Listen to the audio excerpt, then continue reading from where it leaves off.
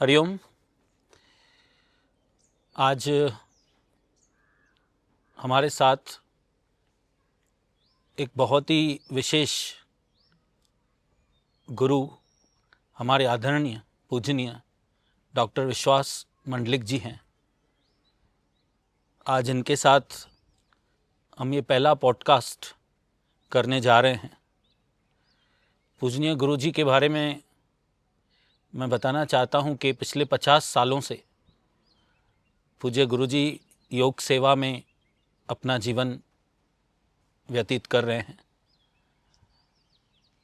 योग विद्या गुरुकुल के विश्व योग दर्शन आश्रम में इस वक्त हम बैठे हैं, जो नासिक के त्र्यंबकेश्वर के पास है। आज योग विद्या गुरुकुल के हजारों शिक्षक देश और विदेश में योग सीख के अपनी सेवा दे रहे हैं और योग का प्रचार प्रसार कर रहे हैं। मैं आपको बताना चाहता हूं कि हमारे पूज्य गुरुजी पहले व्यक्तित्व हैं जिनको प्रधानमंत्री अवार्ड से नवाजा गया है। आज गुरुजी से हम इस पॉडकास्ट के थ्रू योग के बारे में, गुरुजी के जीवन के बारे में, योग एज ए थेरेपी इसके बारे में और योग एक्चुअली क्या है, थोड़ा इसके बारे में हम समझने का प्रयास करेंगे। कैसे एक आम व्यक्ति अपने जीवन में योग को अपना के अपने जीवन को बेहतर कर सकता है।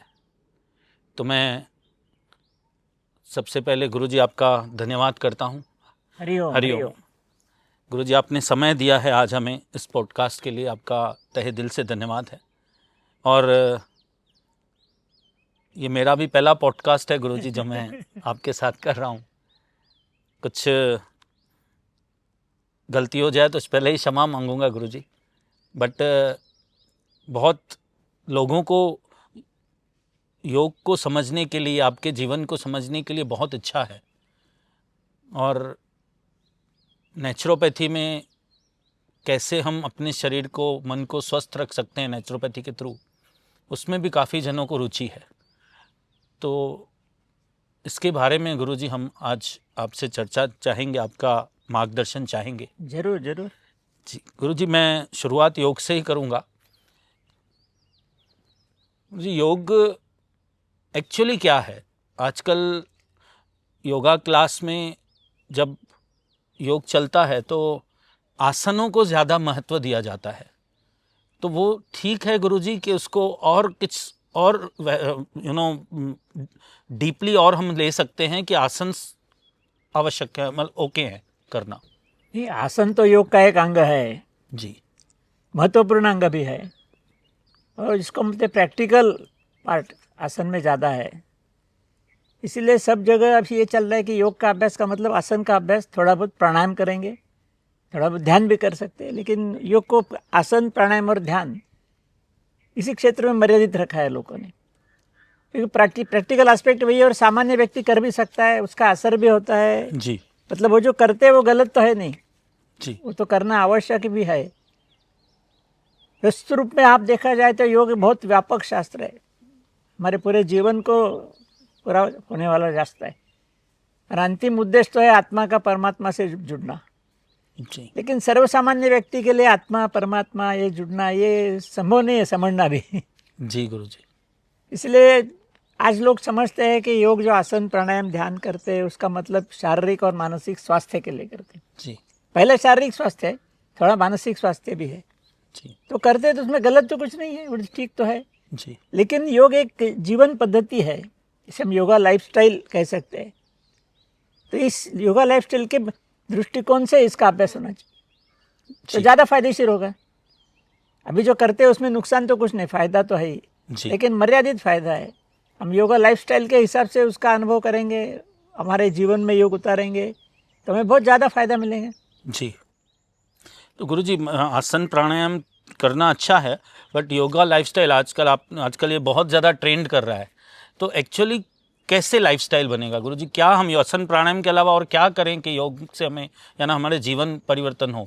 जैसे पतंजलि महामुनि करीबन 2500 साल पहले हमारे पतंजलि महामुनि ने इसके बारे में क्या कहा? Because we know Patanjali as father of yoga. तो पतंजलि महामुनि ने क्या कहा, या आसन प्राणायाम के अलावा ये योगा मैट के बाहर हम योग को कैसे जीवन में उतारें? हाँ बराबर है। पतंजलि ने तो योग शास्त्र का एक किताब भी लिखा है, जिसे पतंजलि योग सूत्र कहते हैं जी। और उसमें पूरा योग का वर्णन दिया है। तो योग के बहुत सारे अंग है, लेकिन उन्हें ज़्यादा करके जो वर्णन किया है वो अष्टांग योग का वर्णन किया है जी। जिसमें यम नियम आसन प्राणायाम प्रत्याहार धारणा ध्यान और समाधि, ये 8 अंग होते हैं उसमें। तो यम नियम के बारे में, यम के बारे में बोला जाता है how to behave in society, समाज में किस प्रकार बर्ताव करना चाहिए। हम सदाचार कहते हैं, और सदाचार का वर्णन यम में है। नियम में खुद के लिए बोला है कि स्वयं के लिए क्या करना चाहिए, मन की कैसी स्थिति होनी चाहिए, क्योंकि योग शरीर और मन दोनों के लिए है। तो इसलिए नियम में खास करके मन की अवस्था बताई गई है। और फिर आसन प्राणायाम आ गया जो हमें पता है सब जी। फिर बाद में प्रत्याहार बताया है। प्रत्याहार तो किसको मालूम भी नहीं है, वो तो खाली जो ध्यान करना है मेडिटेशन, उसके लिए उसकी आवश्यकता होती है। और बाद में धारणा ध्यान समाधि, ये रियल योग बोला है। आसन प्राणायाम प्रत्याहार धारणा प्राणायाम प्रत्याहार, यहाँ तक तो बहिरंग योग बोला है, वो एक प्रिपरेशन है। ओके। और धारणा ध्यान समाधि एक असल योग है, ऐसे पतंजलि ने बताया है। धारणा ध्यान समाधि, इसको हम कंसंट्रेशन बोलते हैं और मेडिटेशन बोलते हैं। जी। तो मेडिटेशन को ज़्यादा महत्व दिया है। और मेडिटेशन में प्रगति होने के उपरांत मन को शांत करना है। अंतिम उद्देश्य तो वही है कि मन जब पूरा शांत हो जाएगा तो मानवीय जीवन ही पूरा परिपूर्ण हो जाएगा। जी। तो फिर जो आत्मा होती है वो परमात्मा से मिल जाती है। तो इस प्रकार अष्टांग का वर्णन किया है। जी। तो धारणा ध्यान समाधि तो थोड़ी दूर की बात है समझ, लेकिन यम नियम आसन प्राणायाम प्रत्याहार इतने तक तो हम कर सकते हैं। जी। मतलब हमारा वर्तन सुधारना है, सोसाइटी में हम कैसा इंटरैक्ट करेंगे ये सुधारना है। नियमों में पहले, नियम में स्वयं को सुधारना है, बदलना है, एडजस्ट कर लेना है।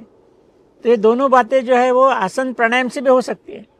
ओके। मतलब आसन प्राणायाम का ठीक ढंग से अभ्यास किया जाए, जैसा पतंजलि ने बताया है, उस प्रकार अभ्यास करेंगे तो यम नियम का पालन भी हो सकता है। मतलब हमारा बर्ताव सुधरता है योगाभ्यास से, वो सुधरना चाहिए। जिसे हम सदाचार कहते हैं ना, सदाचार्य होना चाहिए। तो सदाचार्य हम आसन प्राणायाम के अभ्यास से भी हो सकते हैं और स्वयं को मन को सिखा भी सकते हैं, जैसा पतंजलि ने बताया। जी। और दूसरी बात रही अभी योग जीवन पद्धति के बारे में। जी। तो जीवन पद्धति के बारे में ऐसे जीवन पद्धति शब्द पतंजलि ने इस्तेमाल नहीं किया है। ओके। लेकिन हम व्यवहार में देख सकते हैं कि हम दिन भर जो कार्य करते हैं, मतलब हमारा घर का काम होता है, व्यवसाय होता है, नौकरी होती है, बिजनेस करते हैं, वो सब करते समय योगिक दृष्टिकोण से करना है। इसे योग जीवन पद्धति बोलते हैं। मतलब उसके बारे में बहुत सारे डिटेल बता सकते हैं, लेकिन योग के दृष्टि से हर एक गोष्ठी को देखना है। जैसे हम घर में हमारा काम करते हैं, साफ सफाई भी करते हैं, जी। तो योगिक दृष्टिकोण से करेंगे हम तो हमें आनंद मिलेगा। हम क्या करते हैं, ये करना है, अभी जरूरत है, करना पड़ेगा, इसलिए करते हैं। इसमें कुछ मिलता नहीं, अपने को कष्ट हो जाते, तकलीफ हो जाती है। लेकिन योगिक भूमिका से करेंगे तो अब उसमें भी आनंद मिलेगा। मतलब दिन भर जो क्रियाकलाप हम करते हैं, उस सभी क्रियाकलापों से हमें मन को स्वस्थ और आनंदी रखने का जो तरीका है, उसको योग जीवन पद्धति बोलते हैं। और उसके लिए आसन प्राणायाम जैसा कुछ नहीं, वो तो करना ही है, लेकिन और भी हमके मन को सिखाना पड़ेगा। जी। तो उससे हो सकता है ये जो आश्रम में हम है, इधर जो लोग आते हैं, दिन भर हमारा इतना जो कार्यक्रम है, उस कार्यक्रम के अनुसार वो लोग सीख जाते हैं क्या योग जीवन पद्धति है। तो वो उसका अनुभव भी कर सकते हैं बाद में। जी। गुरु जी, आपने कहा कि योगिक दृष्टिकोण से हर काम करना है, तो मतलब ऐसे एक आम आदमी के लिए आप कैसे बताएंगे कि फॉर एग्जांपल कोई सफाई कर रहा है, जैसे आपने कहा, उसको भी योगिक दृष्टिकोण से करें, तो वो योगिक दृष्टिकोण एग्जैक्टली कैसे है? हाँ, वो दृष्टिकोण तो भगवद गीता में बताया है सब। जी गुरु जी। भगवान श्री कृष्ण ने जो बताया है सब, वो सब योगिक दृष्टिकोण है। अभी कर्म का विषय अपने लिया था, कार्य का।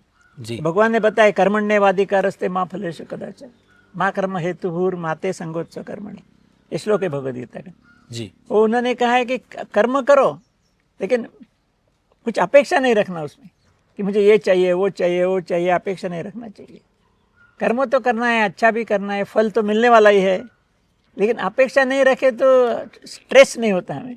जी। स्ट्रेस जो होता है, टेंशन हो, अपेक्षा का टेंशन होता है, तो वो जी तो सीखना पड़ेगा ऐसा।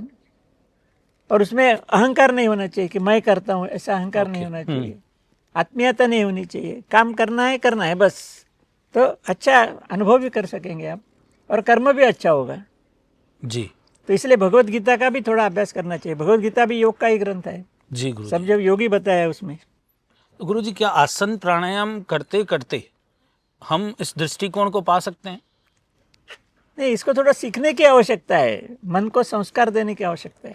आसन से हो सकता है, उसको बहुत समय लगेगा, लेकिन आप मन को भी समझाएंगे, आसन प्राणायाम भी करेंगे, और करना जो पतंजलि ने बताया वैसा करना चाहिए। आज जो लोग करते हैं एक्सरसाइज की तरफ से, उससे कुछ फायदा नहीं है। It is not exercise, relaxative technique है आसन में जो।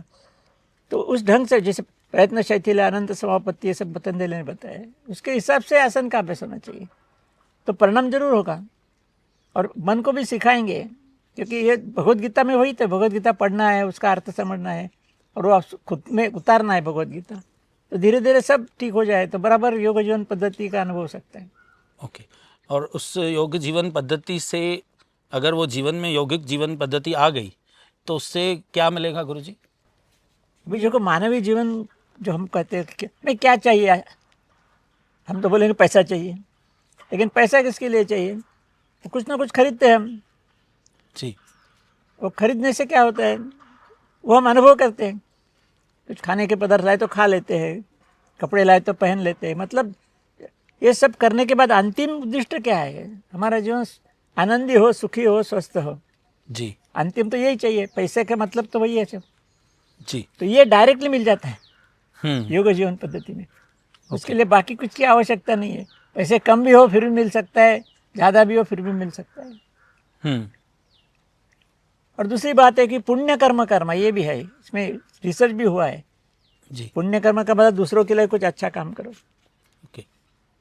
कुछ अपेक्षा न रखते हुए, जैसे सेवा, जैसे हम सेवा बोलते, करेक्ट। जी तो सेवा से हमारे शरीर में कुछ बदलाव होता है, हार्मोनल चेंजेस हो जाते हैं, और जिससे हमारा मन भी स्वस्थ और शांत और आनंदी हो जाता है। ओके। तो सेवा भी एक मार्ग है जिससे तो वही इसको कर्मयोग बोलते हैं सर। कर्मयोग बोलते हैं। भगवंत गीता में वो कर्मयोग बोला है उसको, जी तो वो भी एक योग का अंग ही है। जी।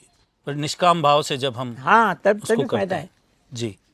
और गुरुजी आजकल, हाँ, अभी जैसे आपने बताया कि रियल योगा पतंजलि ने जब धारणा ध्यान समाधि को कहा है, और आजकल ध्यान का मेडिटेशन हर कोई करना चाहता है, तो उसके लिए कुछ मार्गदर्शन गुरुजी कि कैसे उसमें, उस रियल योगा में कैसे उतरा जाए? हाँ, शुरुआत तो धारणा से होती है, जिसे हम लोग मेडिटेशन इस शब्द का इस्तेमाल करते हैं, ध्यान का। जी तो उसमें मन की एकाग्रता है, तो मन सामर्थ्यशाली है बहुत कुछ, लेकिन वो डाइवर्सिफाई हो जाता है तो उसका शक्ति का कुछ उपयोग नहीं हो सकता। तो उसको कॉन्सेंट्रेट, एकाग्र करना है उसको। तो एकाग्र करने के तंत्र है कुछ योग में, जिसे हम मेडिटेशन कहते हैं या धारणा कहते हैं। जी तो उससे मन एकाग्र हो जाएगा तो मन की शक्ति बढ़ेगी। जैसे हमने पाठशाला में प्रयोग किया है, लेंस का प्रयोग किया है। कागज सूर्य प्रकाश में रखा तो वो जलता नहीं है, लेकिन लेंस के माध्यम से वो जल जाता है। हाँ, मतलब क्या है, उसमें तो कॉन्सेंट्रेशन, कॉन्सेंट्रेट कर। हाँ इस प्रकार मन को भी कॉन्सेंट्रेट करेंगे तो हमें बहुत कुछ मिल सकता है। जी मन को संस्कार भी हो सकता है, मन में परिवर्तन भी हो सकता है, मन की शक्ति का इस्तेमाल भी हो सकता है। और कंसंट्रेशन का एडवांटेज साइकोलॉजी में भी बताया गया है। जी। और कंसंट्रेशन के अलग अलग तरीके हैं। हाँ, बहुत। वो उसको हम ध्यान के और धारणा के बोल सकते हैं। जी धारणा का मतलब जैसा है कि किसी एक ऑब्जेक्ट के ऊपर मन एकाग्र करना। तो ऑब्जेक्ट कौन सा भी हो सकता है, इसी तरीके तो कई तरीके हो सकते हैं, लेकिन अलग अलग अपने ऋषि मुनियों ने उसमें कुछ अभ्यास किया है, अनुभव किया है, तो उन्होंने कुछ बताया है ग्रंथों में। पहले तो ओम बताया, ओम के ऊपर मन एकाग्र करो, तो बहुत बढ़िया है। ओम तो परमात्मा का स्वरूप है, निर्गुण निराकार परमात्मा का सगुण साकार रूप मतलब ओंकार है। जी तो उसके ऊपर एकाग्र करो तो बहुत बढ़िया है। हमारे श्वास के ऊपर एकाग्र कर सकते हैं। सांस चलता है तो एक्चुअली ऑटोमेटिक चलता है, मतलब कुछ शक्ति है हमारे शरीर में, वो शक्ति वो सांस को चलाती है। तो अंतिमता वो तो परमात्मा शक्ति है, तो इसलिए उसके साथ मन एकाग्र करो, वो तो आसानी से हो सकता है। तो श्वसन ध्यान होता है, ओंकार ध्यान होता है, यह आसान तरीके है। बाकी आगे षटचक्र ध्यान है, विचार है, बहुत कुछ है तरीके उसमें। जी, तो गुरुजी मतलब जो नया कोई ध्यान पे बैठता है तो वो ओमकार पे, अपनी सांसों पे ध्यान कर सकता है। हाँ जरूर। और कितनी देर करें तो गुरुजी उसका लाभ मिलना है? हमारा इस अच्छा कुछ समय किधर बताया गया नहीं, लेकिन हमारे जो अनुभव है हम कहते हैं कि 30 मिनट तो करना आवश्यक है। ओके। तो बहुत अच्छा फायदा मिलता है। उसमें क्या होता है, पहली बात में मन शांत होता है, दूसरी बात मन में विचार कम हो जाते हैं, और तीसरी बात होती है कि मन की शक्ति बढ़ती है, और मन के जो नकारात्मक विचार है, निगेटिविटी, वो आपसे आप ध्यान करने से कम होती है। गलत विचार है वो निकल जाते हैं और अच्छे विचार आते हैं। ये ध्यान का परिणाम है। तो श्वसन ध्यान करो या ओंकार ध्यान करो या और कुछ करो, ये तो परिणाम होने वाला है। लेकिन ध्यान का जो तंत्र है वो थोड़ा सीखने की वजह से, आसन प्राणायाम भी सीखना पड़ता है जी, ध्यान भी सीखना पड़ेगा। सीखने के सिवा तो कोई नहीं कर सकता, लेकिन जी। आसान है, सामान्य व्यक्ति कर सकता है। इसके लिए किधर ज़्यादा किधर जाने की आवश्यकता मतलब नहीं, कोई रॉकेट साइंस नहीं है, कोई नहीं, बड़ा नहीं, एकदम बड़ी बात नहीं है। ग्राउंड टू अर्थ है सब। ओके। और पर 30 मिनट शुरू में तो नहीं कर सकता कोई गुरु? वैसे 5 मिनट भी हम बैठते हैं तो मन एकाग्रत नहीं होता। मुझे तो लगता है 2 मिनट भी नहीं होता, 5 मिनट तो कुछ शायद ज़्यादा है। मैं बोला उसी लिए तो सीखना पड़ेगा, क्योंकि एकदम एकाग्र नहीं कर सकते। उसके लिए हम पहले थोड़ा ओंकार का जप करते हैं, थोड़ा सांस की तरफ ध्यान देते हैं, और भी कुछ प्रक्रिया है जी जी, वो हम सिखाते हैं। हम वो नए, टेक्निक है। हाँ, नए आदमी को भी हम आधा घंटा तो सिखाते ही है, वो तो जी। करते हैं सब लोग, कुछ प्रॉब्लम नहीं। जी, तो ये जो सीखने का प्रावधान है, ये जो टेक्निक है गुरुजी, ये मतलब बहुत इम्पोर्टेंस रखती है। जरूर।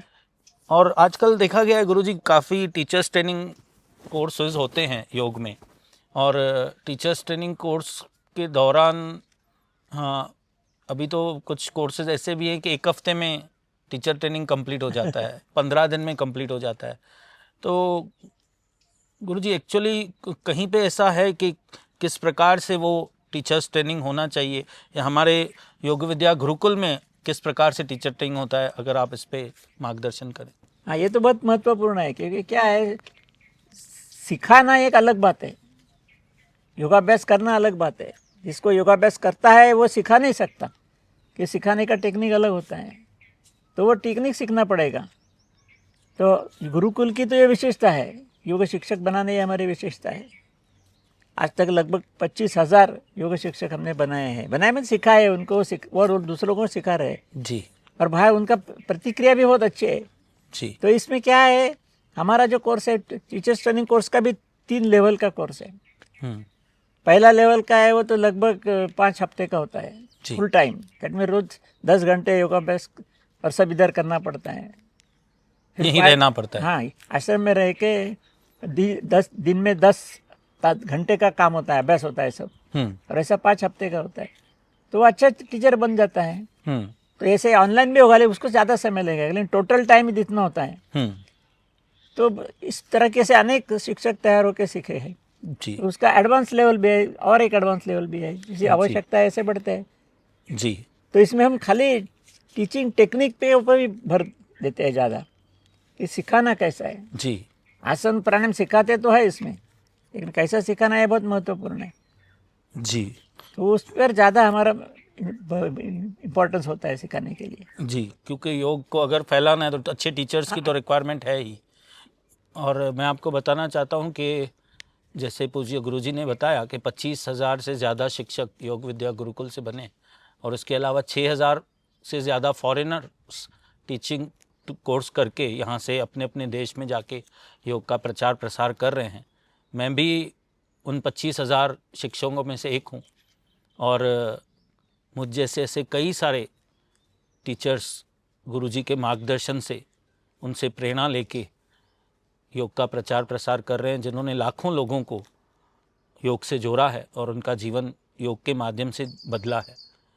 और जैसे पूज्य गुरुजी ने कहा कि ये विशेषता है योग विद्या गुरुकुल की कि क्वालिटी टीचर्स डिलीवर किए जाएं, और ये बहुत इम्पॉर्टेंट है कि हम एक अच्छे टीचर के अंडर योग सीखें, क्योंकि ये एक ऐसी टेक्निक है जैसे गुरुजी बता रहे हैं जो अगर सही ढंग से किया जाए तो इसके बहुत सारे लाभ मिल सकते हैं। लेकिन अगर गुरुजी कोई गलत ढंग से करता है तो क्या उसके दुष्परिणाम भी हो सकते हैं? दुष्परिणाम का भी गारंटी है।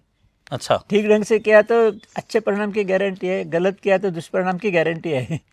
इसलिए बहुत सारे आते हैं हमारे यहाँ, हमारे उपचार केंद्र चल रहा है ना, बहुत सारे लोग आते हैं, हमने इधर योग सीखा है, इधर आसन की इधर तकलीफ हो गई है जी, तो उसको अभी आजकल नया शब्द आ गया है योगा इंजरी करके कि योगा में ऐसा गलत ढंग से किया तो जो कुछ इंजरी होती है उसका क्या करने का उसके ऊपर, ओके, तो उसके ऊपर सोल्यूशन भी है हमारे पास, स्टडीज हो हाँ हाँ। तो मतलब गुरुजी ऐसे अगर योग सही ढंग से करते हैं तो जीवन बदलता है, लेकिन गलत ढंग से करते हैं तो बिगड़ भी सकता है। हाँ डेफिनेटली। तो मतलब हम समझ पा रहे हैं कि योग की कितनी सही ढंग से करने की कितनी आवश्यकता है। मतलब एक इसको मैं एग्जाम्पल की तरफ ले लूं कि एक बिजली का तार है जिसमें से बिजली गुजर रहा है और वो सही ढंग से हम यूज़ करते हैं तो ये कैमरा भी चल रहा है या फिर फैन भी चल रहा है, लाइट भी चल रहा है, लेकिन अगर हमने गलत ढंग से छू लिया उसको तो करंट लग जाता है। तो योग भी ऐसी शक्ति है, और गलत इस्तेमाल होगा तो शॉर्ट सर्किट होकर स्फोट भी हो सकता है। जी, मैं आपको यहाँ पे बताना चाहता हूँ कि पूज्य गुरुजी ने अपनी एजुकेशन में इलेक्ट्रिकल इंजीनियरिंग किया है और मैंने इसीलिए थोड़ा ये एग्जांपल लिया है और शॉर्ट सर्किट की बात बता रहे हैं गुरुजी। यानी हमें नुकसान हो सकता है हम अगर सही ढंग से उसको नहीं करते हैं। ये बहुत इंपॉर्टेंट पॉइंट है मुझे लगता है जो हमें ध्यान में रखनी चाहिए कि सही ढंग से योग सीखना और उसको फिर जीवन में उतारना और रेगुलरली उतारना, ये बहुत इम्पॉर्टेंट है। अगर हम गलत ढंग से करते हैं या फिर रेगुलर नहीं करते, या तो परिणाम नहीं आते या तो दुष्परिणाम आ सकते हैं। और गुरुजी मुझे और भी एक उत्सुकता है यहाँ पे आपसे बात करते हुए, मुझे ध्यान आ रहा है कि